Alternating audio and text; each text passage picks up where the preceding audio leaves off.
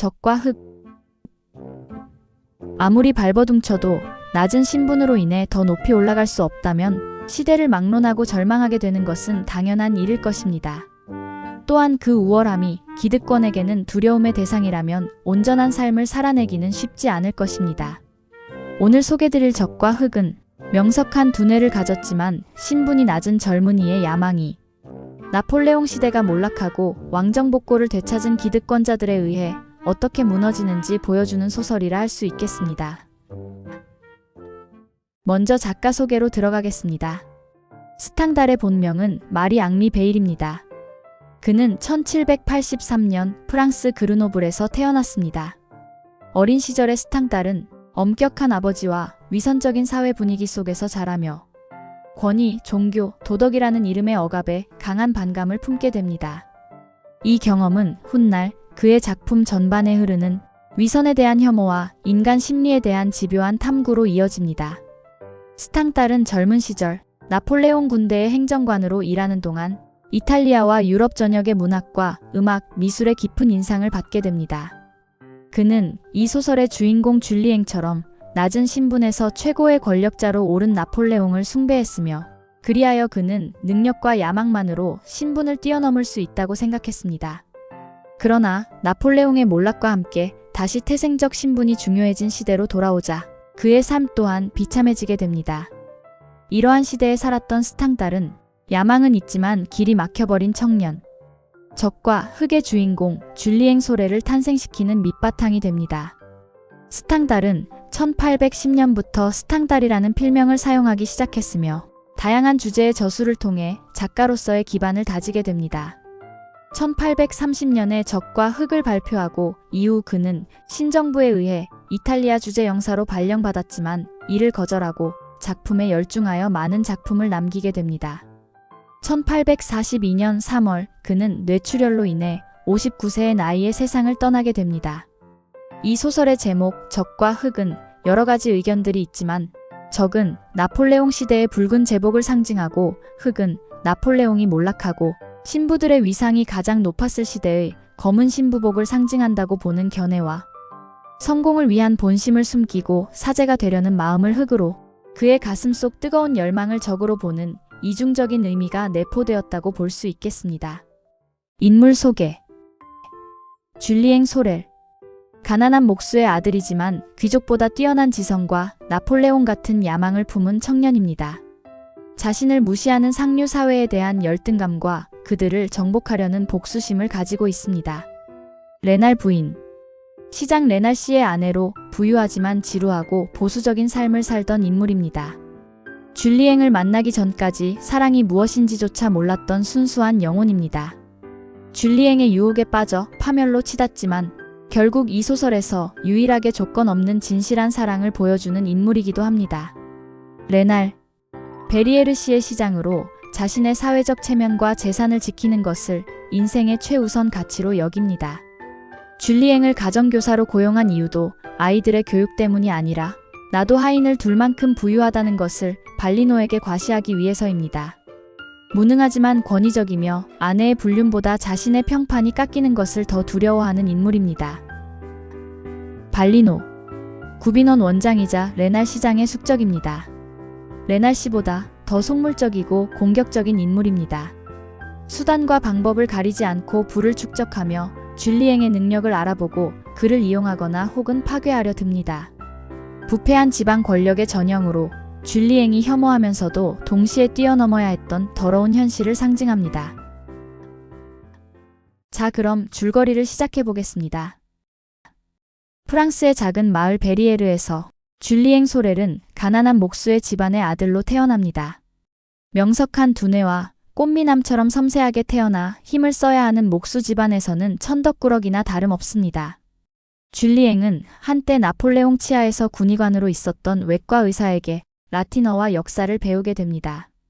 역사라고 해봤자 나폴레옹 시대 때 이탈리아 전투에 대한 것이 전부입니다. 줄리앵은 이를 계기로 나폴레옹 숭배자가 됩니다.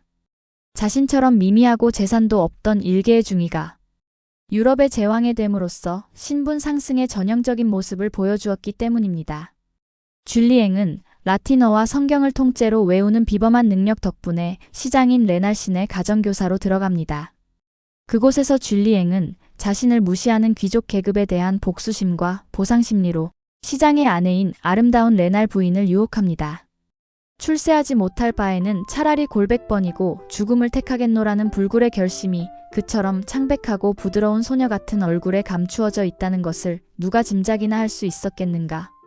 순수한 신앙심을 가졌던 레날 부인은 줄리앵의 치기 어린 열정에 빠져 금기된 사랑을 시작합니다. 그러나 이들의 불륜이 발각될 위기에 처하자 줄리앵은 신학교로 도망치듯 떠납니다. 신학교에서의 지루한 시간을 견디던 줄리앵은 스승의 추천으로 권력의 중심지인 파리에 라몰 후작의 비서로 발탁됩니다. 이곳에서 줄리앵은 후작의 신임을 얻게 되고 상류층과 어울리나 어쩔 수 없는 신분의 벽을 느낍니다. 후작에게는 마틸드라는 딸이 있는데 오만하고 지적인 여성입니다. 줄리앵은 그녀의 콧대를 꺾어놓겠다는 정복욕으로 접근하고 마틸드는 기존 귀족 청년들과는 다른 줄리앵의 거칠고 위험한 매력에 빠져듭니다. 이로 인해 마틸드가 줄리앵의 아이를 임신하게 되고 후작은 분노하지만 결국 딸을 위해 줄리앵에게 자기를 주고 군 교관으로 임명합니다. 평생을 꿈꾸던 줄리앵의 성공이 코앞에 다가온 순간이었습니다. 모든 것이 완벽해 보이던 그때 과거의 연인 레날 부인으로부터 줄리앵의 과거, 즉 레날 부인과의 관계를 폭로하는 편지가 후작에게 전달됩니다. 사실 이 편지는 레날 부인의 고해성사를 들은 신부가 강요해서 쓴 것입니다. 한순간에 야망이 무너진 줄리앵은 광기에 휩싸여 베리에르로 달려가 예배 중이던 레날 부인에게 총을 쏩니다. 레날 부인은 목숨을 건졌지만 줄리앵은 감옥에 갇힙니다. 감옥에서 그는 왕정복고하의 기득권을 가진 자들이 자신을 그들의 기득권에 도전하는 것의 상징으로 내세워 자신을 처단하기로 암암리에 합의한다는 것을 알게 됩니다. 그리하여 명석한 줄리앵은 자신의 죽음이 내포하는 의미를 분명히 의식하고 레날 부인을 저격한 죄로 재판받는 평범한 형사 재판의 성격을 자신의 연설을 통해 정치 재판으로 탈바꿈시킵니다. 줄리앵은 재판에서 레날 부인에게 총을 쏜 것이 우발적 행동이 아니라 계획된 범죄였다고 일부러 과장합니다. 그 이유는 자신이 어떤 개인적 범죄자가 아니라 특권층의 질서에 도전한 존재로 사회에 의해 처벌되고 있다는 사실을 드러내기 위해서였습니다. 줄리앵은 나의 진짜 죄는 미천한 신분으로 감히 귀족 사회에 발을 들인 것이라며 위선적인 세상을 향해 소리칩니다. 사형을 앞둔 감옥에서 줄리앵은 마틸드의 화려한 사랑이 아닌 자신을 면해온 레날 부인의 헌신적이고 순수한 사랑만이 진실했음을 깨닫습니다. 그는 평온한 마음으로 단두대에 오르며 생을 마감합니다. 클로징. 이 소설을 읽으며 가장 가슴 아픈 것은 줄리앵이 한순간도 자신의 감정에 진실되게 살지 못했다는 것입니다. 오로지 상류층으로 가기 위한 전략으로만 살아왔기에 자신의 야망이 물거품이 되자 충동적으로 총을 겨누었고 자신이 진정 사랑하는 사람이 누구인지도 죽음 앞에서야 깨닫게 되었다는 것입니다. 또한 편협한 교육으로 나폴레옹을 지나치게 숭배함으로써 현실을 마주하지 못한 점도 있다 하겠습니다. 하지만 줄리앵을 그저 나무랄 수만 없는 것은 그가 사는 사회는 아무리 비상한 개인적 능력을 갖추었다 하더라도 목수의 아들에게는 기회가 주어지지 않는 사회라는 것입니다. 기득권을 갖고 있는 레날이나 발르노 같은 평범하고 야비한 인간들이 자기와 같은 뛰어난 재능이 꽃피는 것을 막는 불평등한 사회 현실에 분노하는 것은 어느 사회에서나 있는 부조리와 함께 살아가는 우리로서는 충분히 이해할 수 있는 부분입니다.